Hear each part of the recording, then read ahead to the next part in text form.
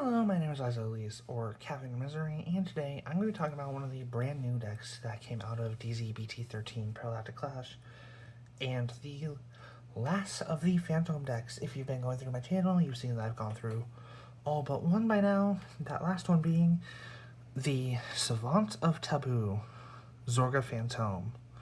This is a deck that focuses around getting a specific subtype of units, the Genome Gems, out in order to multi-attack and power up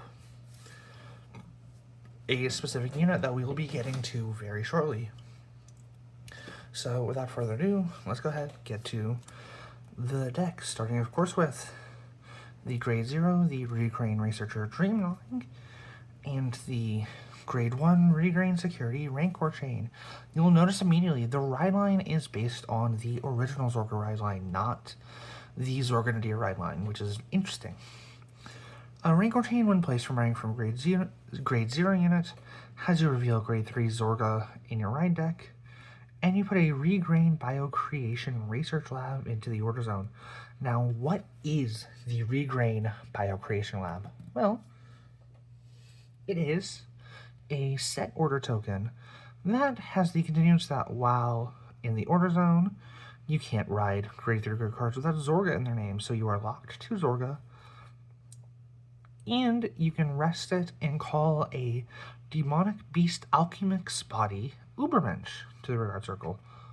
What is the Ubermensch? Aside from something,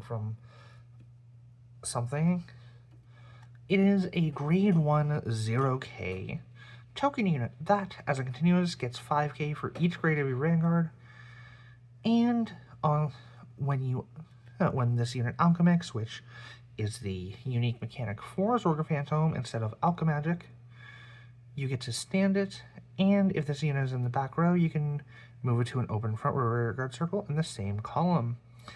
And at the end of the turn, you get to retire. You have to retire it. That is a mandatory retire. So you always have a 5, 10, 15k booster or beater. Moving on through the ride line again, we've got the Grade 2 Regrain Creature, Black Tears Husk Dragon, who, when rode upon by a Grade 3 unit with Zorgan's name for 3 energy, has you check the top 7 cards of your deck, choose up to 2 non-sentinels, reveal them, choose one of them to put into hand, and discard the rest. If you don't end up discarding a card, you get to search your deck for up to 1 Crimson Moon card and discard it. Crimson Moons, of course, as you are well aware, are the orders for the deck that are used to fuel the Fantôme unit's Fantôme skills. Moving up to our Savant of Taboo, Zorga Fantôme, we're actually going to start with this Fantôme skill, which is an act ability to bind a Crimson Moon from hand, soul, or drop. You pick the same number of Genome Gel units from your drop as the number of Crimson Moons that are currently in bind and call them to rearguard circle. Other than that, when he attacks for counterblast 1, you pick any number of your Genome Gel rearguards with different names, and as long as you pick at least 2, you pick your Ubermensch token on rearguard circle, and you alchemix all the chosen Genome Gels, which means you take all of them, you stack them up, and put them under.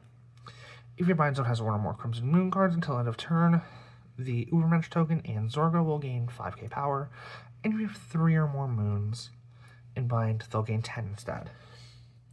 So this is a deck that makes this guy, this 15k beater, swing twice, right? Real fast, before we go into the rest of the units, we're going to show the 3 enveloping the planet is a Crimson Disease, which can be played as long as you have Fantôme Vanguard, has you check the top 5 cards of your deck and reveal one, and perform one of the following, then shuffle. If it's a unit card with grade less than equal to your Vanguard, you'll call it, and if it's a Crimson Moon card, you'll put it into hand. Along with that, it's got 3 continuous skills, the first being that it's regarded as Crimson Moonlight, and it cannot be bound other than by the ability of a Fantôme ability.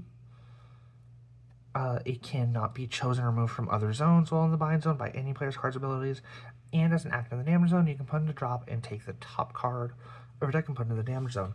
The reason we're on this is because literally every card in this deck is a hit. There's no such thing as missing a card, and it is you kind of only really need the one to be going, because all Zorga scales off of is the additional power going from 5 to 10,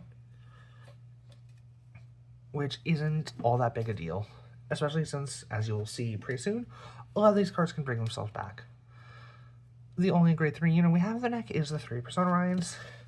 And moving into our grade 2s, we've got our first Genome Gel, the Creation Demonic Beast Cranial Ring, which, while in drop, when your Ubermensch token is placed, as long as you don't have a rare card of the same name, you can call him, and if you have a grade 3 or greater Vanguard when it's called by the skill, Cranial Ring will get +5. You'll know that this does not require you to have a grade 2 or greater Vanguard, so going second, you can call the Ubermensch and then call him out too. On that, when this unit is alchemixed, you pick the Ubermensch that was alchemixed with this card, and I'll get an extra critical. So this is how you're kind of scaling up the Ubermensch. All of the Genome Gels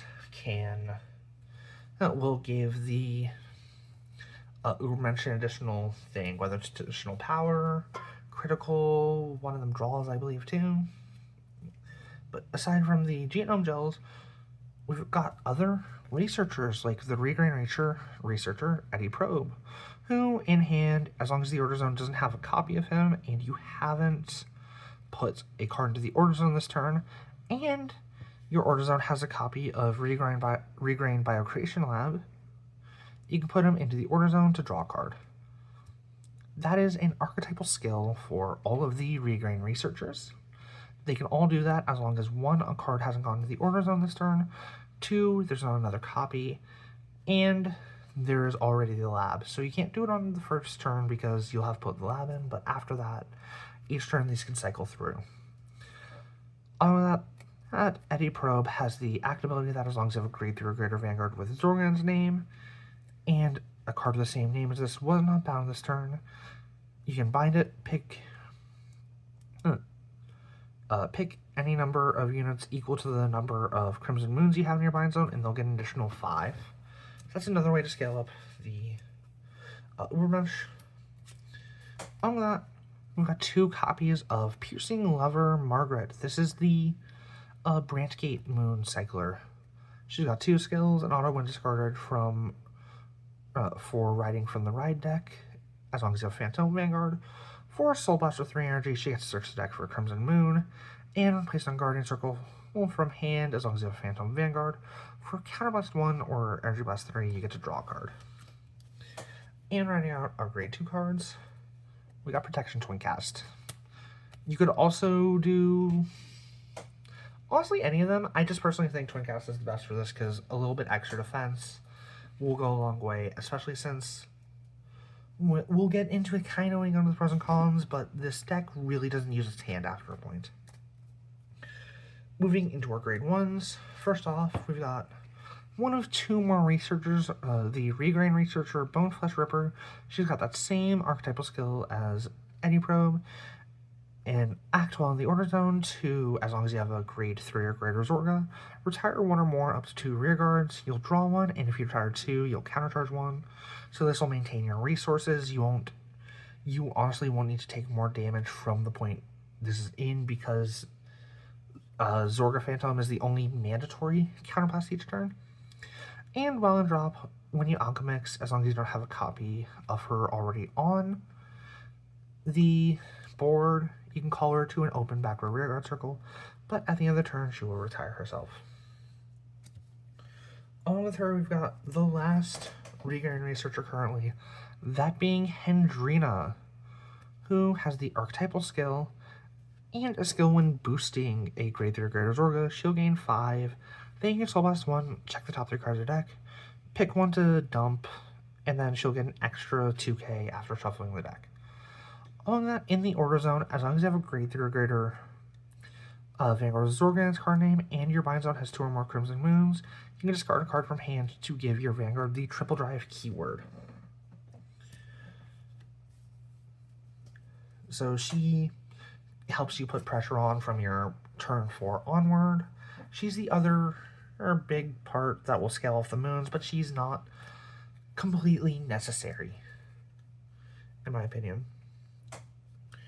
Moving on to the other Genome Gels, We've got 4 copies of Creation Demonic Beast, Shadow Eater Running Dog, who, when placed from hand, as long as the order zone has Regrain Biocreation Research Lab. For the last one, you can search your deck for a normal unit and dump it. That'll typically be the Cranial Ring, or the other one we'll get to pretty shortly. And along with that, when he's Alchemixed, you'll draw a card, and then you can counterblast one to draw another card. Our last Genome Gel is going to be the Creation Demonic Beast Bite Engraver, who, when your Ubermensch is... who, as an act, as long as you have an Ubermensch and you don't have a Rigor of the same name, you can EB3 and call it to Rigor Circle and get +5 for the turn. And when it's Alchemixed, it'll give the Ubermensch token 10k. So the reason I was saying that once you hit a certain point, and by a certain point I mean you have these 2 in rotation, you won't need to call anything for drop anymore, or use your hand really, is because you'll be able to just keep calling these 2 out every turn, since you can just get back the Ubermensch, EB3 for the rat, Cranial Ring will just bring itself out. That builds most of your board. And Shadow Eater Running Dog is the main one you would be reviving if you need to revive, because it's the only one that can't bring himself back. Moving on, finishing up the grade 1s, you've got Perfect Guards. Moving into the trigger lineup now. First off, we're on 7 critical triggers.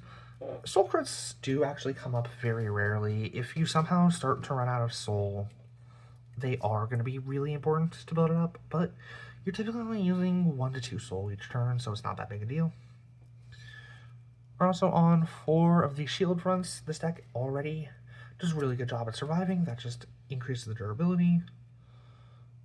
4 heal triggers, and the OT for the deck is going to be the Star Dragon Deity of Infinitude, Out of Breath, who, when draw check, doubles the power and critical of all of your front row units until end of turn.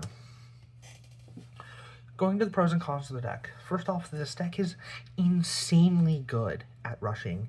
If you are going second, you hard mull for a copy of Shadow Eater Running Dog, because you can place them, Soul Blast 1, dump the Cranial Ring, get out the Ubermensch. Behind Shadow Eater Running Dog, you'll get to call out Cranial Ring. You have an immediate dry lane going second on your first turn. And it's one that's a little bit more annoying to guard, especially if you hit triggers. Along with that,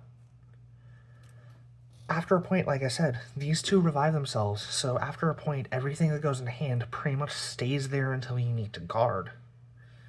And because the deck digs through itself so fast, once per turn you can just trade in a Researcher for the top card of your deck. You've got ways to search out moons.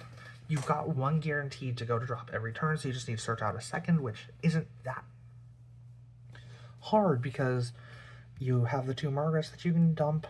You could be drawing a lot. You've got the draws off of Shadow Eater Running Dog. You're, after a point, once you've got the 2 moons in rotation, especially, while not mandatory for making the deck work, the deck is going to keep looping itself infinitely, and it keeps wiping the board every single turn.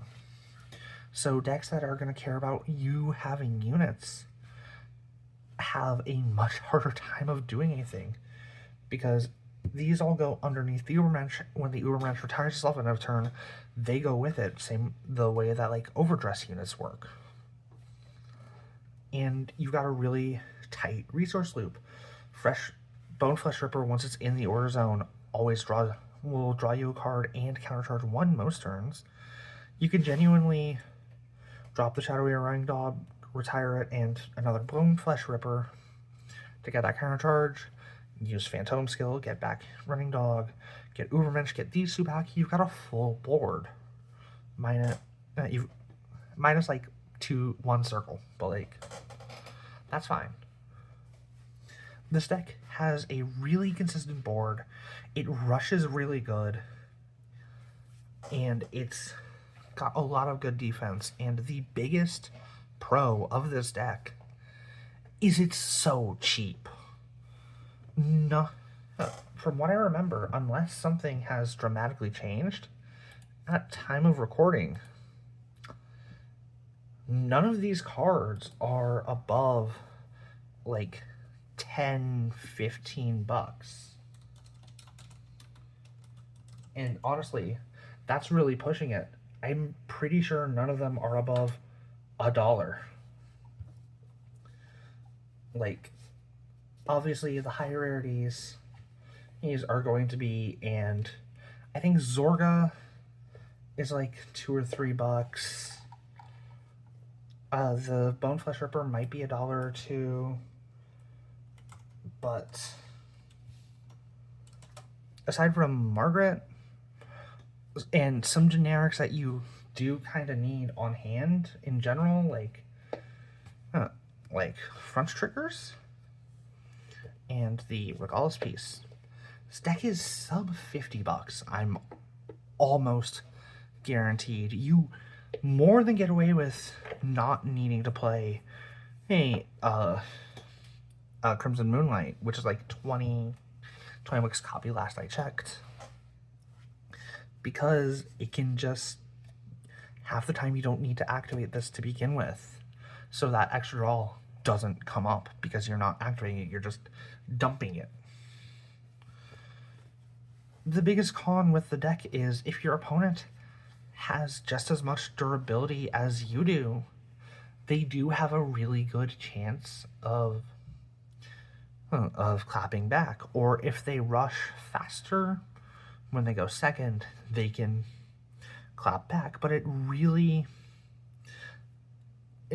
come down to the drive checks and the actual skill between both players, because you have so much you can do. If you're going first, you still use Shadowy Roaring Daub to dump Cranial Ring, because that's just a free 5k intercept. That's just an extra interceptor you have going first, so you won't have to use your hand for sure. This is one of the most interesting decks out of Parallel Clash, in my opinion, because the resource loop is so tight. You can really play it on your own, and the only generics you need are going to be in your trigger lineup and your Sentinels. You don't need to be playing all these fancy generics. You have a built-in countercharger, so you don't need to be running Bulb Mine. You have a lot of card draw. You have recursion, so you don't need cards like Combine Rusher or Spatless Cleaner to be able to rebuild boards. This deck does everything in Archetype for a low monetary cost and a low in-game cost. There aren't any real cons for the deck, because it is admittedly really easy to pilot too. This is everything you want out of a deck, in my opinion. But that's just me. If you guys like my videos, like this one in particular, you like this deck, or you just like listening to me yap, please do me a huge favor. Do all the YouTube stuff. Like, comment, subscribe, all that jazz. And I'll see y'all next time. Ciao.